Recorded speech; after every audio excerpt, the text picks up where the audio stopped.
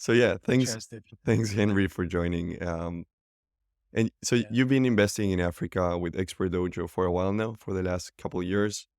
And it would be interesting to know, how have you seen the market evolve overall?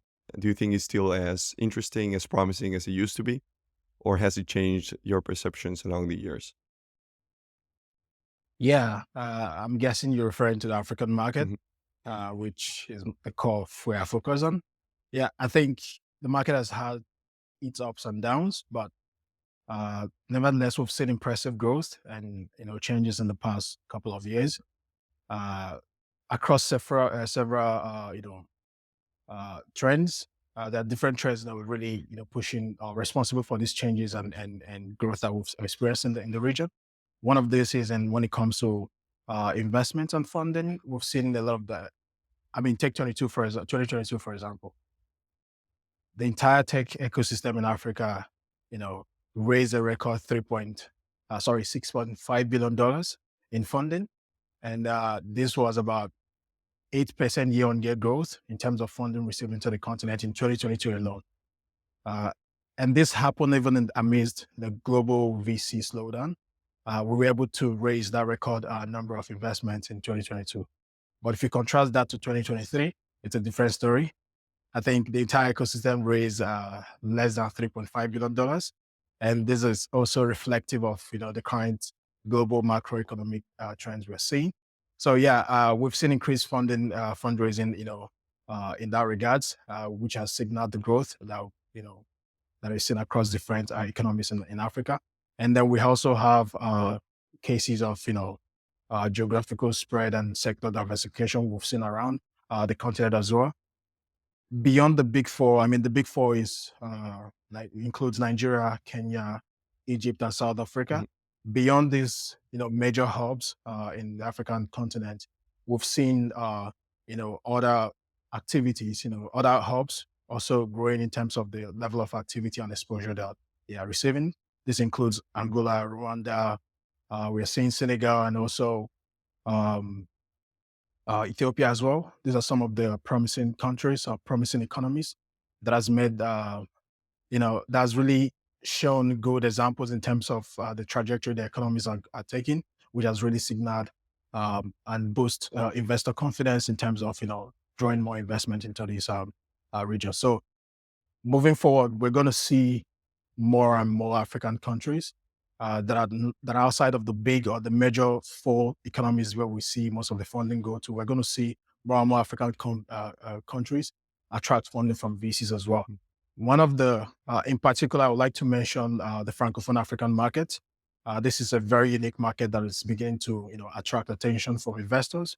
Myself, I had to move down to Benin just to be close to the ecosystem, really understand the entire ecosystem and see the unique potentials there. So it's an interesting thing to see my colleagues in the industry as well, see the same opportunities and begin to have some high affinity. So moving forward, we're going to be seeing countries like Senegal and Cote d'Ivoire really rise to the top and really compete for a larger share of investment coming into the entire region. So we've also had some, good progress. We've made some good progress when it comes to policy and infrastructure support. And I don't know, I'm sure you've been following the news. You will see lots of African countries have developed recently the what we call Startup Act. And these policies that have helped, to create supportive legal frameworks for innovation and business growth within the African ecosystem. We're seeing countries like Nigeria, Tunisia, Senegal, Mali, Ghana really come up with, you know, startup frameworks, startup acts as they call it, yeah, that has really, helped to support innovation and really create that environment for that is actually signaling to investors that, hey, we are ready for business and we're ready to also ensure that everything from a legal perspective, we're we're putting in mind as an investor, ensuring that your money, your investment, and all that is safeguarded. And so these are some of the developments we're seeing from the government side, which I think is important to signal confidence, for investors to really find these markets attractive. And then we have cases such as, improved infrastructure that we've seen around major markets or major hubs as well. improved mobile penetration, which has really fueled the growth we're seeing in the fintech space, right? So expanding access to internet is also something we're also seeing, which has really also helped a lot in that regards. So these two, infrastructural development or infrastructural improvement we're seeing across different African markets has really, created sort of like a fertile ground for tech startups to reach wider audiences. But irrespective of the rosy things happening in the ecosystem, there have been some challenges and, of course, some opportunities there as well. One of the major challenges I think the entire ecosystem faces is uneven growth, right? Mhm. So, I mean, if you exclude the big fours, like we like to call them, there are some countries known as the least developed countries across Africa where they still face challenges, a huge infrastructure deficit, uh, shortage of talent, and then they are lacking for access to funding. So these have really created some sort of imbalance within and uneven growth across the different countries, about 54 countries in the entire continent. So that's why we have uneven growth within the countries in Africa, right? So these are some of the core challenges we're facing. Is also a core challenge that is also affecting startups when it comes to expanding outside of their local geographies and stuff like that. So one of the major issue as well, major challenge, as I like to call it, is also scalability issues, right? And many startups, they're struggling to scale beyond their local market, and this is primarily due to regulatory hurdles uh, Is it across different. I mean, also think of is there a lot yeah, of cultural differences among the African countries that absolutely. yeah. I mean, you're dealing with 54 individual African countries. Like, it's a lot, right? So if you're a fintech company domiciled in Nigeria and looking to expand to Rwanda, like, you would have to get regulatory approval across the different economies and countries you're looking to enter. So that has shown to be a big issue, which has also affected scalability a lot in Africa, right? So, but with the improvements or with the development of startup acts and some of these policies that are helping to ease things and make it a little bit easier to get started and do business in these countries. We also have the Act Star initiative that is promoting intra-African trade, which I think there's a lot of potential in that regards as well that would help, Mhm. um, you know, advance and make doing business in these countries a little bit easier.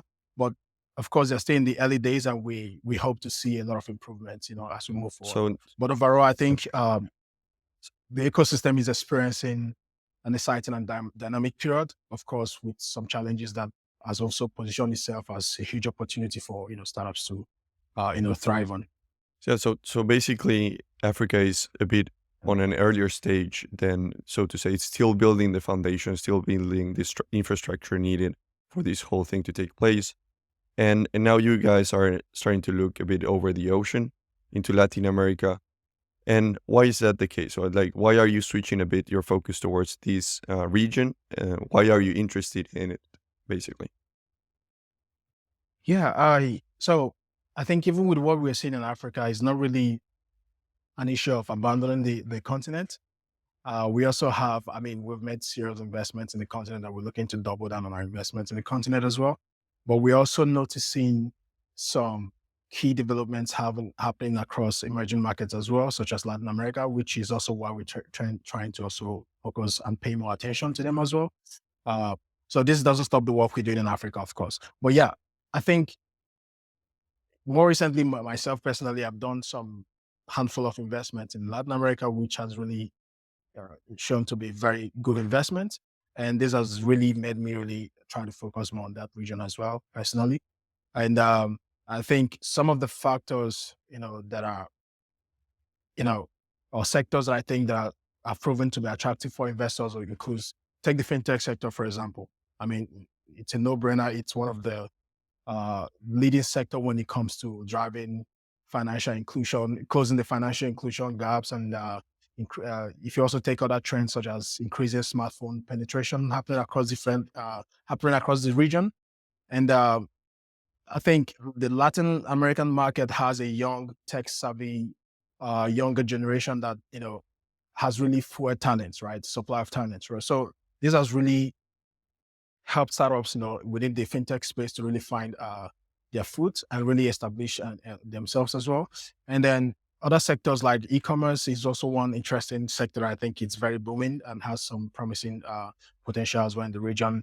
I mean, there's a growing online population that we see happening across, Latin American region, and this has really fueled economic growth and also the growth of e-commerce in the countries, and so this opens up opportunities in the logistics space, last mile delivery and omnichannel solutions as well. And then I think one other sector I find very promising is also the healthcare sector. As you know, at Expert Dojo, we also uh, majority of our portfolio companies are also healthcare. So it's a space that we understand very well. So we're seeing a lot of investor appetite for Latin American, healthcare startups. And the reason is because of the lack of quality healthcare, that is present within the region. And this has really created an opportunity for startups to offer telemedicine, digital therapeutics, and, of course, healthcare management solutions, which has really attracted investor interest as well. So I think there are other sectors and other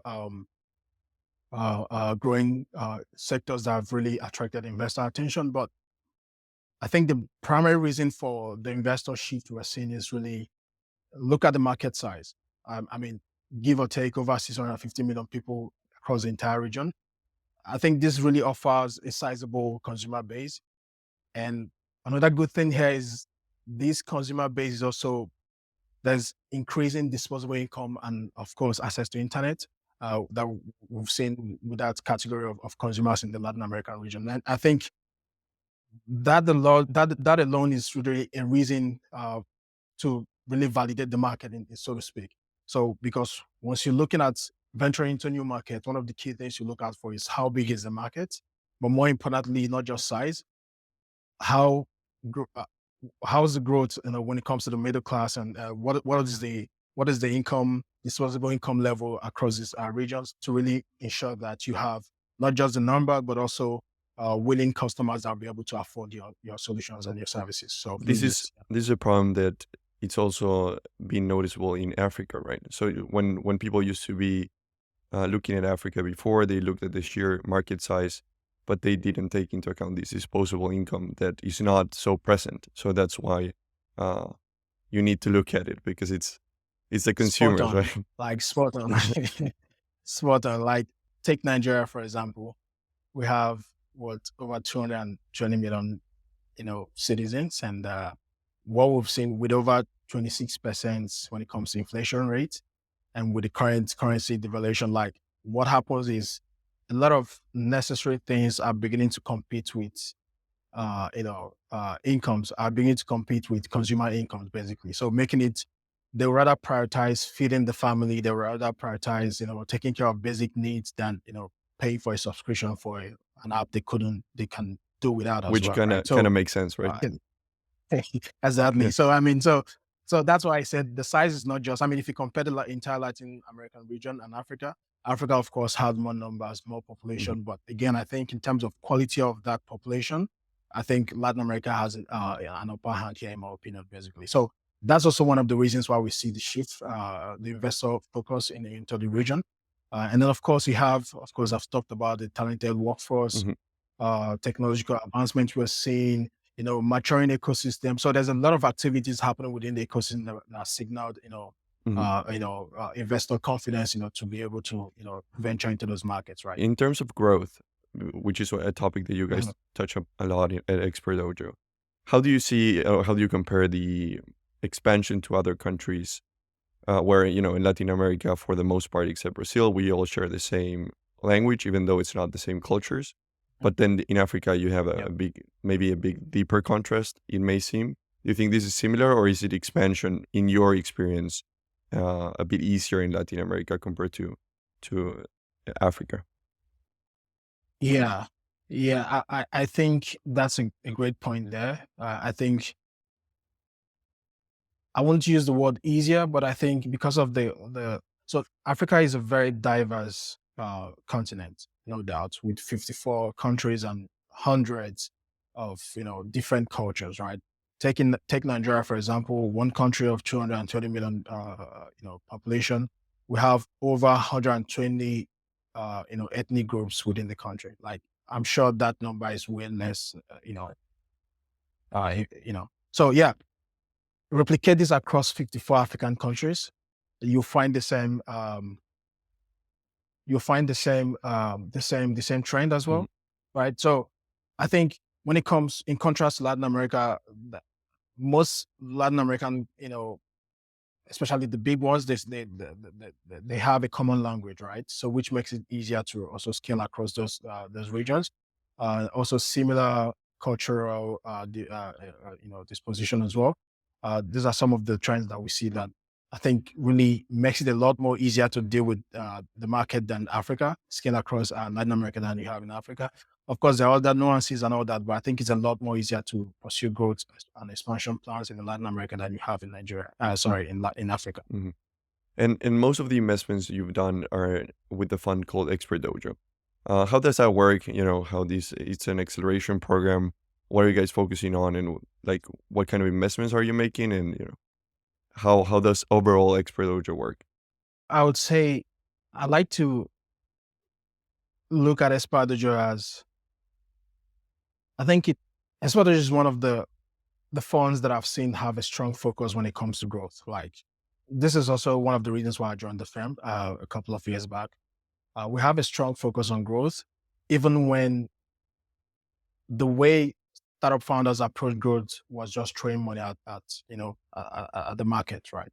But we approach growth from a unique way where we believe in optimizing every single dollar that you spend in acquiring customers, ensuring that you gain more customers for less, just building sustainability into growth. That is our approach to growth. So, and I think in the current economic condition, I think there's no other time that companies have to focus on growth more than now, right? So our approach to growth and our objective is to really get more early stage companies to Series A.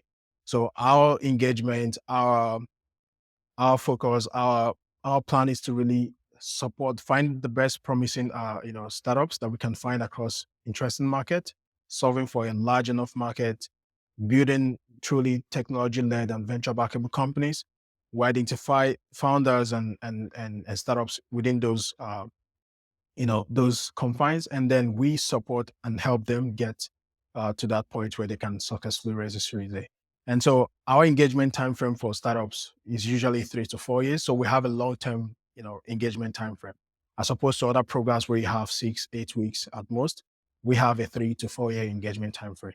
And the way we approach growth is also by we like to work a lot more on go to market, because we believe once you have a well-refined go-to-market strategy, well-refined go-to-market messaging that resonates a lot more with your target audience, it makes onboarding very easier. The point is to touch different aspects of the business that at the end of the day positions the brand and the company as a single source of truth for what you do in the Mhm. industry. What you're dealing with when you come into when you're talking about selling to people is about building that trust and ensuring that barrier is slimmed down as much as possible. So that's where we really come in. And one of the things we've also noticed, doing this for a long time is also when companies complain about slow growth, one of the problems we've seen associated to that is 90% of the time they're not outreaching to prospective customers, right? So sales becomes a very huge problem, becomes a huge gap. And you won't blame these founders because most of them come from a technical background.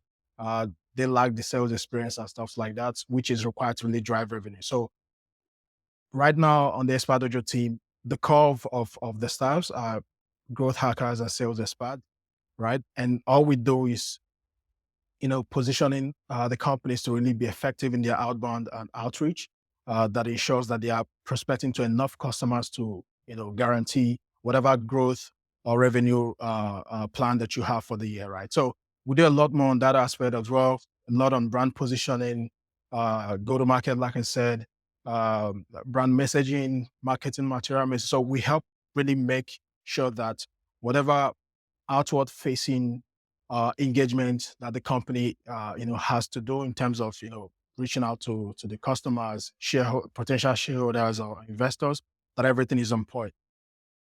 That ensures, and this ultimately ensures that the company is able to meet their growth targets as well. So yeah, a lot of what we do is around that area. Of course, we make investments as well.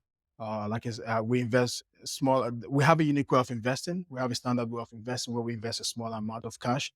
Initially, we do about $50,000 Mhm. for a smaller percent of the business, and then we do a follow-on investment of $1 million, basically, right? So, beside other than that, we also bring in other investors I'll co-invest with to join the current round or subsequent rounds that the startups might be raising. So that's you know resource and support required for you to focus on growth is there. So you talk about the cash, then you talk about the expertise and know-how. This is one of our strong suits, Mhm. in terms of what we provide companies to ensure that they are hitting their growth targets and all that. Great. So yes, if you're a startup from Latin America and you want to be considered for Expert Dojo's program as well, just write us to info@helmi.la and we'll make sure that Henry over here takes a look at your pitch deck at least for a bit. But Yeah, yeah, absolutely. thanks Henry for joining. It's been super interesting to hear your perspective on Africa and then Latam. So we'll see what happens around the region. Thanks again for joining. Absolutely. Thank you, Bautista. I appreciate the invitation. Yeah.